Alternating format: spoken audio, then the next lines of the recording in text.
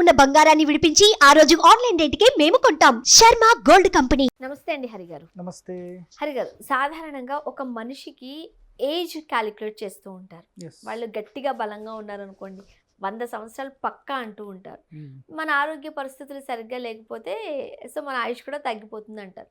ఇప్పుడు మా పెద్దమ్మ వాళ్ళు అట్లా వాళ్ళ దగ్గర మేము వింటూ ఉన్నప్పుడు, ఊళ్ళో ఇల్లు చూసినప్పుడు అవి 100 ఏళ్ల క్రితం కట్టినవి ఇట్లా ఉంటుంది. సో సాధారణంగా ఏం చెబుతూ ఉంటారంటే, ఇంటికి కూడా ఆయుష్ ఉంటుంది. అది అక్కడ వచ్చేసరికి ఈ క్యాలిక్యులేషన్స్ వస్తున్నాయి. అసలు నిజంగానే ఇంటికి ఆయుష్ అనేది ఉంటుందా? ఉంటే ఎంత ఉంటుంది? కొంతమంది 100 సంవత్సరాలు అంటారు, ఇంకొంతమంది 200 సంవత్సరాలు అంటే చూసుకో ఈ ఇల్లు కట్టాము 200 సంవత్సరాలు పక్కా అంటారు. నిజంగానే అంత ఉంటుందా? ఒక మనిషి జీవితమే ఉండట్లేదు, ఇంటికి ఎట్లా ఉంటుంది? మీరేం చెప్తారు? మీరైతే ఎంత ఇస్తారు? ఒక నెంబర్లో చెప్పమంటే 1000 సంవత్సరాలు ఇస్తాను. 1000 సంవత్సరాలు ఇస్తారా? ఎట్లా అండి? కింద సాయిల్ చేంజ్ అయిపోతుంది. ఇప్పుడు అయోధ్యలో రామ్ మందిర్ కట్టారు. తన ఏజ్ ఎంత ఇచ్చారు? 1000 ఇయర్స్ ఇచ్చారు. అవును, 1000 ఇయర్స్. 1000 ఇయర్స్లో మళ్ళీ మొత్తం తీసి కట్టొచ్చు, ఉన్నదాన్ని మాడిఫై చేయొచ్చు, రెనోవేషన్ చేయొచ్చు. చెప్పలేదు. 1000 ఇయర్స్ లైఫ్. స్ట్రక్చర్గా ఇచ్చేది దేనికి అనేది మీకు తెలుసా? అంత ఐడియా లేదు. చాలామంది వాస్తు వాళ్ళకు ఈ నాలెడ్జ్ లేదు. సో ఈ పాయింట్ శ్రద్ధగా ప్రతి ఒక్కరు వినండి, మీరు తెలుసుకోండి. మీకు ఎవరైతే తెలియదు అన్నారో వాళ్ళకు కూడా మీరు చెప్పండి. ఆ పాయింట్ ఏంటంటే, ఒక ఇంటి వయస్సు, మీరు ఒక ఇంజనీర్ అండి, ఎగ్జాంపుల్ మీకు ఒక బిల్డింగ్ అప్పచెప్పాము, మీరు బిల్డింగ్ కట్టారు, దాని లైఫ్ ఎంత అంటే మీరు ఎగ్జాంపుల్ ఎంత చెప్తారు? నేనైతే ఒక 50-60 ఇయర్స్. రైట్, ఓకే, 50 ఇయర్స్ అనుకుందాం ఊరికే. మీరు ఇచ్చారు. నేను ఆ ఇంటికి సంబంధించిన గణితం క్యాలిక్యులేట్ చేస్తాం.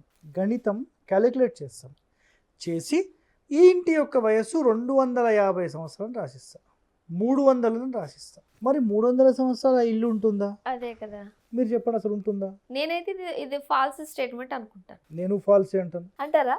నేను ఎట్లా ఇస్తారు? అలాంటప్పుడు ఫాల్స్ అని మీరే చెప్తూ మీరే 250 350 అని ఎట్లా ఇస్తారు? కండిషన్స్ మీకు తెలుసా? నేను కండిషన్స్ అప్లైనా? మరి నేను చెప్తాను, నేను అవి కూడా చెప్తాను, ఆగండి.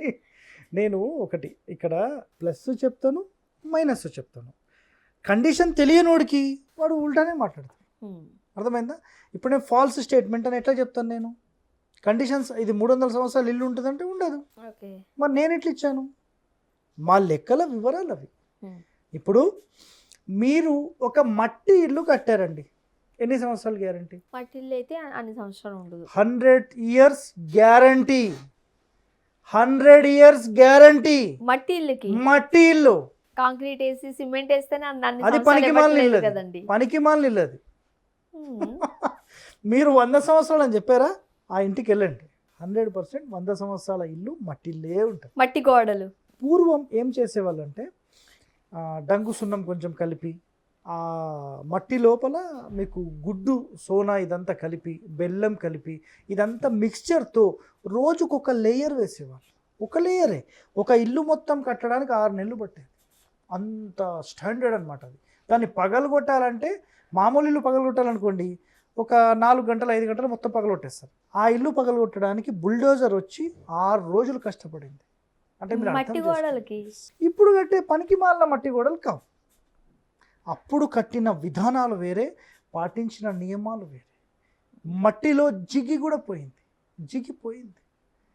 మొత్తం ఉండే మట్టి అంతా కూడా ఈ ఫర్టిలైజర్స్, కెమికల్స్ వల్ల మనిషి ప్రాణాలను నాశనం చేసే ఈ కెమికల్స్ అన్నీ వాడి ఆ ఫుడ్ అంతా నాశనం పట్టించారు.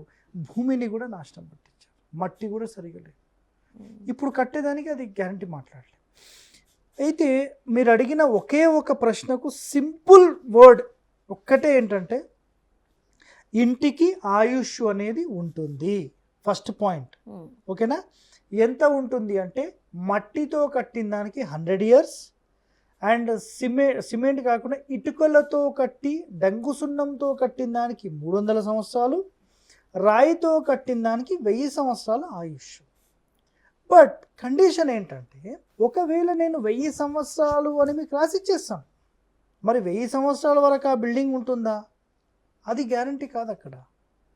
పోనీ మీరు 60 సంవత్సరాలు అన్నారు కదా, నేను వయస్సు 20 సంవత్సరాలే రాసిస్తాను. దాని అర్థం అంటే 20 సంవత్సరాలు పడిపోతుందా? చాలా ఇంపార్టెంట్ పాయింట్. పడిపోతుందని అడుగుతున్నా. మీరు 60 సంవత్సరాలు రాసి ఇచ్చేసారు కన్ఫామ్. ఓకే 60 సంవత్సరాలు ఆ బిల్డింగ్ ఉంటుంది అని మీరు చెప్పేశారు. మరి నేనేమో 20 సంవత్సరాలే వయసు రాసి ఇచ్చాను. అంటే 20 కాగానే పడిపోతుందా? పడదు కదా. పడదు. మరి నేను ఏం రాసి ఇచ్చాను? అది మళ్ళీ ఫాల్స్ స్టేట్మెంట్. ఒరిజినల్ స్టేట్మెంట్ ఇది. ఎట్లా? నేను అదే చెప్తున్నాను. మేము మాట్లాడేది ఒక ఫ్రీక్వెన్సీ యొక్క ఎనర్జీ గురించి మాట్లాడుతున్నాం. మేమిచ్చిన కొలత పొడవు వెడల్పు యొక్క వైబ్రేషన్ జనరేషన్ ఆ ఇంటి లోపల మీకు 20 సంవత్సరాలు ఇస్తే 20 సంవత్సరాలకు వైబ్రేట్ అవుతూనే ఉంటుంది. 20 సంవత్సరాల తర్వాత డిమ్ అయిపోతుంది. ఓహో, మరి అప్పుడు మళ్ళీ ఏం చేయాలి? ఆగండి మీ ఉత్సాహానికి చెప్తారు. ఆగండి మీ ఉత్సాహం చెప్తాను. అన్ని క్వశ్చన్స్ పెట్టారు మీరు, కన్ఫ్యూజన్ లో తీసుకెళ్తారు నన్ను. చెప్తాను. ఇప్పుడు 250 సంవత్సరాలు ఇచ్చాను. నేను ఇచ్చిన కొలత మీరు దేంతోనన్నా కట్టుకోండి. మీరు ఐరన్తో కట్టుకుంటారా, బంగారంతో కట్టుకుంటారా, మట్టితో కట్టుకుంటారా, రాయితో కట్టుకుంటారా, నాకు సంబంధం లేదు. 100-1000 సంవత్సరాలు గ్యారంటీ అని ఒక కంపెనీ ఇచ్చిన స్టోన్ కూడా వాడుకోండి, నాకు సంబంధం లేదు. నేను 250 సంవత్సరాలు అని రాసి ఇచ్చాను అంటే 250 సంవత్సరాల వరకు ఆ వైబ్రేషన్ జనరేట్ అవుతూనే ఉంటుంది. మీ బిల్డింగ్ 1000 ఉందనుకోండి, 250 తర్వాత అది న్యూట్రల్ అయిపోతుంది. ఇప్పుడు మీరు ఇచ్చే లెక్కలు అవే అయినప్పుడు అది ఇన్ని సంవత్సరాలని ఎట్లా ఉంటుంది? లెక్క వేసి చెప్తాం, అది తప్పది. అందుకనే చెప్తున్నాం. కొన్ని బిల్డింగ్ ఎట్లా వేస్తారు లెక్క మీరు? అది గణితం ఉంటుంది. అంటే దాంట్లో కూడా రాసులను బట్టి ఇప్పుడు 100 ఇప్పుడు 250 సంవత్సరాలు అంటున్నారండి. ఇప్పుడు మీరు ఇచ్చిన దానికి నేను మహా అయితే ఇంకొక ఎన్ని సంవత్సరాలు బతుకుతాను, 30 సంవత్సరాలు బతికాను అనుకోవచ్చు. మీరు 250 అంటున్నారు. నేను 250 వైబ్రేషన్ కి ఇచ్చాను. పిల్లలు వస్తారు. నేను చెప్పింది అర్థం చేసుకోండి. చాలా మంది ఏం మాట్లాడతారంటే 250 సంవత్సరాలు ఇచ్చిండా, 250 సంవత్సరాలు మా ఇల్లు ఉంటుందా అని మాట్లాడతారు. అది మనం ఉండం కదా. నేనేం మాట్లాడుతున్నా, మనం వదిలేసేయండి. ఇప్పుడు అయోధ్య టెంపుల్ కట్టారు, 1000 సంవత్సరాలు దాని ఆయుష్. అది టెంపుల్, అది అట్లా కాదు, ఇది ఇల్లు. నేను అదే చెప్తున్నాను. పోనీ అదే కన్స్ట్రక్షన్ ఇంటికి చేయండి, ఉండదా? అలా వర్కౌట్ అవుతుందా? ఎందుకు? అంటే ఎప్పుడు కూడా టెంపుల్స్ గుడికి సంబంధించిన లెక్కలు వేరు, మీరు అన్నట్టు అది వేరు, ఇల్లు వేరు. నేను గుడి టెంపుల్ ఆర్కిటెక్ట్ నేర్చుకున్న వ్యక్తిని, బిల్డింగ్ ఆర్కిటెక్ట్ నేర్చుకున్న వ్యక్తిని. I'm a certified professional. Okay, yes. అది ఎట్లా చేస్తారు నాకు తెలుసు, ఇది ఎట్లా చేస్తారు కూడా తెలియదు. బట్ రెండు అయితే ఒకటి కాదు కదా, ఇల్లు వేరే గుడి వేరే. కన్స్ట్రక్షన్ అలా కూడా చేయొచ్చు అంటున్నాను నేను మీకు. ఓకే, కానీ కొన్ని కండిషన్స్ వేరే ఉంటాయి, అవి మార్చుతాం మేము. ఇంటికి మార్చాలి, దాని ప్రకారం చేయలేము. చాలా పవర్ జనరేట్ చేసేది. ఇప్పుడు మీరు ఒక ఇంటికి సంబంధించిన వైబ్రేషన్స్ ఇస్తున్నారు, దేని ఆధారంగా ఇస్తారు? క్యాలిక్యులేషన్స్ మీన్స్ మన యొక్క నక్షత్రాలు కూడా బేస్ చేసుకుంటారు. మీ పాయింట్కి వచ్చాను నేను. ఇప్పుడు నేను ఒక 30-40 years ఉన్నాను, అయిపోయింది నా లైఫ్ అయిపోయింది. పిల్లలు అదే రాశిలో పుడతారు అని ఉండదు, అప్పుడు లెక్కలు తారుమారైపోతుంది. నేను గతంలో చెప్పాను మీకు. ఇప్పుడు మా పిల్లలు కూడా ఏ రాశిలో పుడతారో, ఏ నక్షత్రంలో పుడతారో తెలుస్తుంది. అనుకూలమైన నక్షత్రాల్లోనే పుడతారండి. నేను అదే చెప్తున్నా. ఒక మంచి వ్యక్తులకు మంచి వాళ్ళే పుడతారు. ఒక ఆరోగ్యవంతమైన బిల్డింగ్ లోపల పుట్టే వాళ్ళందరూ ఆ నక్షత్రానికి అనుకూలమైన వాళ్ళే పుడతారు. చాలా మంది అనుకుంటారు వీళ్ళ చాలా మంచివాడు, వీడింత ఇలా తయారయ్యారని పిల్లల్ని. అది చెడిపోయిన ఇంటి లోపల ఉన్న వాళ్ళకి, అది ఓకే చెడిపోయిన ఇంట్లో ఉన్న వాళ్ళకు. మీరు కావాలంటే క్యాలిక్యులేట్ చేయండి. పెద్ద మీరు ఇప్పుడు వెస్ట్ గోదావరి, ఈస్ట్ గోదావరి పెద్ద వాళ్ళు ఉంటారు కదా ఇంట్లో, వాళ్ళందరూ కూడా ఉమ్మడిగా ఉండి అందరూ ఒక మంచి స్థాయిలోనే ఉంటారు. నాన్నగారు అని మాట్లాడే అభిమానంతో అంత చాలా బాగా మాట్లాడతారు. మరి వాళ్ళందరూ అట్లనే ఉంటారు. ఎవరైతే విడిపోయి హైదరాబాద్కి వచ్చి వేరే ఇంట్లో కాపురం పెట్టిన తర్వాత పుట్టేటోడు తేడా ఖచ్చితంగా ఉంటది. సో ఖచ్చితంగా అయితే ఇంటికి ఒక ఆయుష్ ఉంటుంది. దాని బిల్డింగ్ కి వయస్సు కాదు, క్లియర్ కట్ పాయింట్. బిల్డింగ్ కి వయస్సు కాదు ఇది.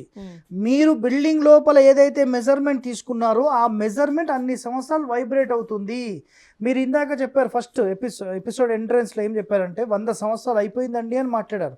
100 సంవత్సరాలు అయిపోయిన తర్వాత ఆ ఇంటి లోపల చూస్తే మొత్తం పాడుబడినట్టుగా డిమ్గా అయిపోతుంది. మళ్ళీ దాన్ని జనరేట్ ఎట్లా చేయాలి కూడా మాకు తెలుసు. ఓకే, సో మళ్ళీ అట్లా కూడా చేసిస్తాం. Thank you so much. రకరకాల సందేహాలకి ఒక చక్కటి పరిష్కారం చూపించారు. Right, thank you very much అండి.